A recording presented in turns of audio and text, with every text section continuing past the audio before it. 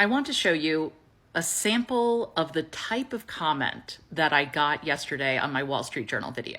This is across multiple platforms. There is a reason for this. Stay with me. There was a lot of, it's a Murdoch-owned rag. It's Murdoch propaganda. Like, I was not born yesterday. I am very aware of who owns it. And then there's a curious, like, squatties don't click. Yep, don't fall for it. Fall for what? I don't know. A comment that maybe they should have made their headline more fair and balanced if they wanted clicks. It's not actually how digital media works, but we are going to get to this. There's a reason I am showing you these comments. And then there were people that just straight on turned on me. Suddenly I'm Kenzie Schofield, accusing me of trolling because it's Murdoch owned. I'm part of the problem if I give credit to any article from the Murdoch papers, etc. Everyone is entitled to feel the way they feel and read what they want to read. Part of the problem is that media is so polarized that I find I have to go to several sources just to get an idea of what is actually happening, or at least a slice of what might be true. And for me, this Wall Street Journal article included some of that. But I want to talk about how this whole ignoring strategy doesn't actually work when it comes to the online universe. If you think that's going to sink these corporations, it's not. But that is not to say that you aren't allowed to take your own stand and say, well, I'm just not clicking on it because that is how I feel. That's totally fine. But I want to talk a little bit about what is actually going on behind the scenes with digital marketing and media. Let's start with search engines in general. Algorithms of oppression helps dispel this idea that we have that somehow, because it's a search engine, that it's unbiased and that Google is serving up unbiased and the best articles that are factual and right for the consumer. When really it's about profits, it's about keeping you on the search engine, it's about serving what they know that you are interested in because of the way that they track your data. So oftentimes they are serving you what they think you want and how this algorithm actually reinforces racism. That's the first part. Another good book that I'm going to pull some quotes from is Monopolies Suck. And this is the fact that it's hard to even escape Google because of the way it's built into so many phones. They have more than an 85% global market share. This allows actual privacy protecting browsers such as DuckDuckGo and Brave from being able to compete.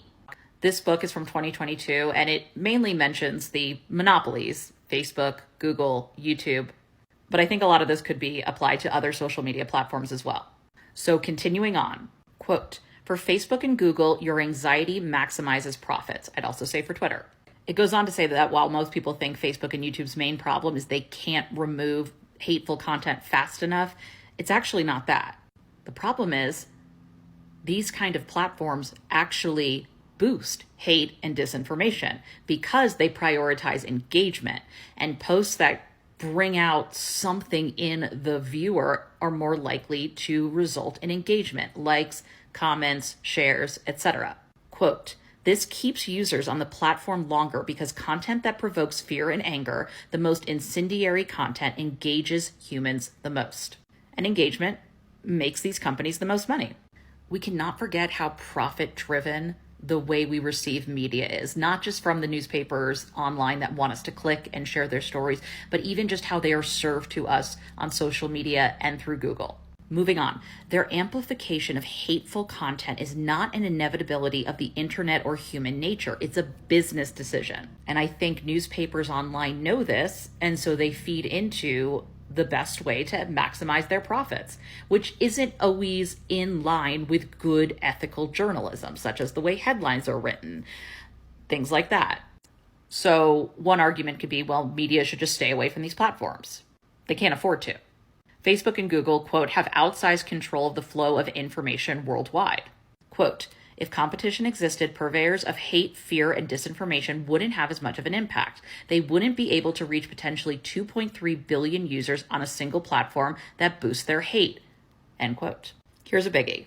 Quote, rather than blaming profit-maximizing algorithms, we tend to blame humanity itself. Humans are the ones who post incendiary content, and humans are terrible for being drawn to the content.